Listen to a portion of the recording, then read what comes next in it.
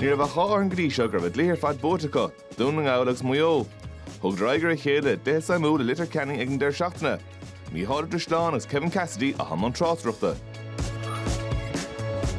Agus deis ag McCall a ríist. Well, an cinna ceart ag McGuinness on tús. Oisín Gallen fuair sé ceann chic séir ceann immert é héin agus Conor McCall ag immert cumá.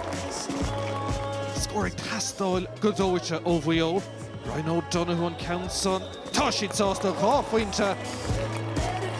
Féidir le Creek Nula scór leis go tóg ag Conor O'Donnell. Is féidir Creek Nula scór. Bhfuil deis ag Jordan Flynn an ceann son Tamáinte Stock ag dura agus well tá sé sin níos fearr.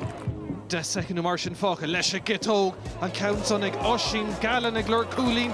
Ifir a cúig ag siúd agus tá sé sin clára. Ord chéad lehan son. Deis ag Loftus ó Maigh an Townher an son. Agus an ceann son Ibrahim tríd an son ag Conor Loftus leis an dasóg ag sláánú nuair a bhúil sé. Agus ag dura dóhan dénta ag an gúil pára. Ryan McHugh fuair sé Coolín. Sa chéile tá ard iirecht ar an Buaicphointí an son aimsethe. Rís passan na garda stig a Peter deis an sa an Coolín a thóg bhfuil tá an Coolín ag dura. Sarclúiseach Conor O'Donnell ag dura. Ceann son Tamáinte Stock ag Jordan Flynn.